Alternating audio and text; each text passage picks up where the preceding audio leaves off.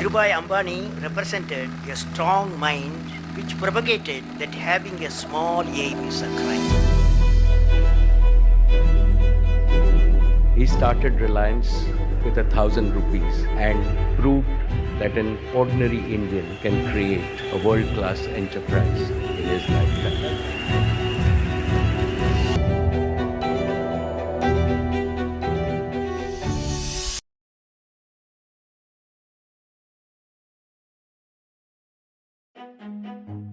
Guys, we all know how popular Dhirubhai Ambani is in India. Business schools study his strategies. Politicians respect his vision. But very few people know the smart business moves that made him the most powerful man in the country. Also, did you know, back then, the Indian stock market was very slow and simple. Everything was done using paper. And when Dhirubhai entered the stock market, he changed the system completely. Also, people trusted him. Because of that trust, thousands of small investors entered the stock market for the very first time. His impact on the Indian stock market was huge. But here comes the twist. At that time, a small group of powerful brokers controlled the stock market. These brokers did not like outsiders. And now, they were watching someone who was breaking all their rules and changing their system. Dhirubhai's fast growth, bold style, and deep connection with small investors made many people jealous. Slowly, that jealousy turned into a plan to stop him. And this was not just any group of brokers. These were the people who had full control over the Indian stock market. Some of the biggest names were part of this group. That included a young Rakesh Jhunjhunwala and Radhakishan Damani, the man who would later create the DMart company. We will talk more about DMart in another video. But for now, let's stay focused on Dhirubhai, because he was not someone you could easily stop or scare. The people who tried to destroy him had no idea what they were walking into. They were about to make the biggest mistake of their lives. A mistake so big, it would make them cry tears of blood. Now the real question is this: how did Dhirubhai stand against such a powerful group of short sellers? What was his plan? Was there any connection between Dhirubhai and the Indian government? And most importantly, what are the business lessons we can learn from this powerful story?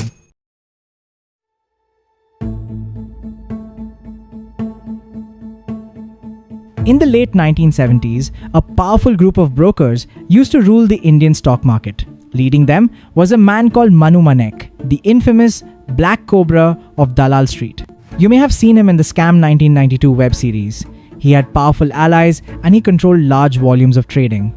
This group of brokers often worked together to manipulate stock prices. They used to sell large amounts of a company's shares to push the price down and then buy them back at a lower price to make profit. This group was called the Bear Cartel. And on the other hand, Reliance had just launched its IPO and its shares had jumped from 10 rupees to 131 rupees. For many small investors, Reliance was a symbol of hope and opportunity.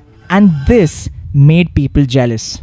Many traditional players saw Reliance as too aggressive, too modern, and an outsider. The Bear Cartel believed Reliance stock price was too high and could be brought down. If they succeeded, they would earn massive profits and more importantly, they could damage Dhirubhai's growing image. So the Bear Cartel began its attack. They started selling large volumes of Reliance shares, which made the share price fall from 131 to 121 rupees in just 30 minutes. In total, during their plan, they sold around 11 lakh shares of Reliance worth 16 crore rupees. Some people were saying that Reliance was overvalued and its business model was too risky. And guys, these rumors weren't random, they were part of a planned attack.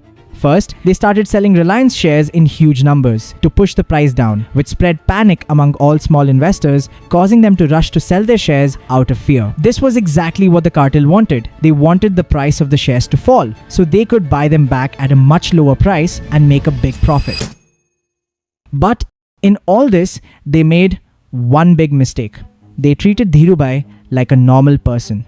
Dhirubhai was not a typical businessman.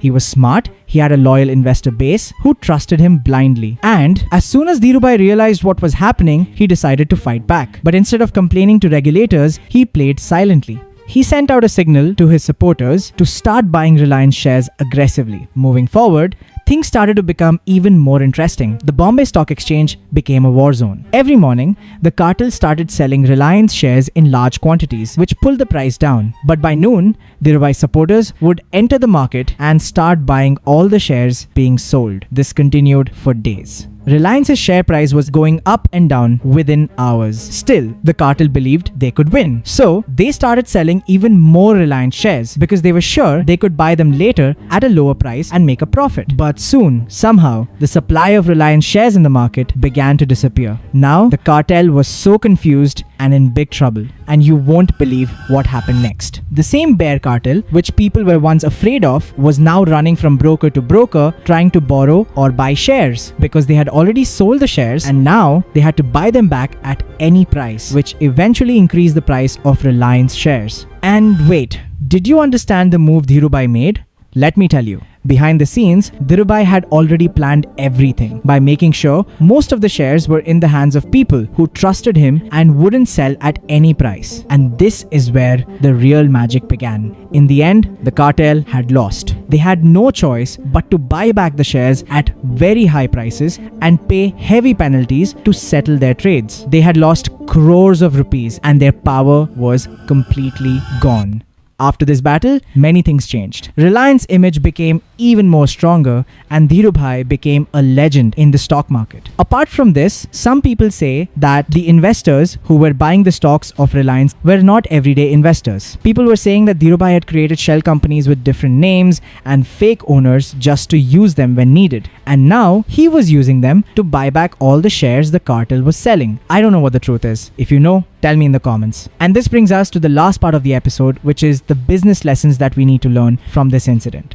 Lesson number 1, be prepared. While the bear cartel was so powerful, Dhirubhai was strategic. Whether loyal investors, silent supporters, or shell companies, everything was set before the attack began. Guys, a crisis reveals your preparation, not your potential.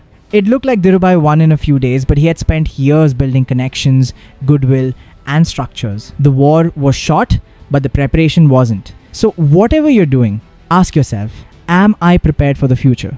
Lesson number 2, play in silence. The bear cartel shorted Reliance stock heavily, but Dhirubhai didn't panic. He stayed silent, understood the full picture, and when the time was right, he responded. Sometimes the smartest move is to let the other side feel confident and play the game in silence. So if you want to succeed, work in silence. And lastly, lesson number 3, make crisis an opportunity. Dhirubhai saw this attack as an opening to win loyalty, to show strength, and to reshape his image. He didn't just survive the crisis, he used it to grow. So if you're insecure about yourself, try to find something good in it. That's all for today, guys. Please give me your feedback. Your feedback is like gold for me.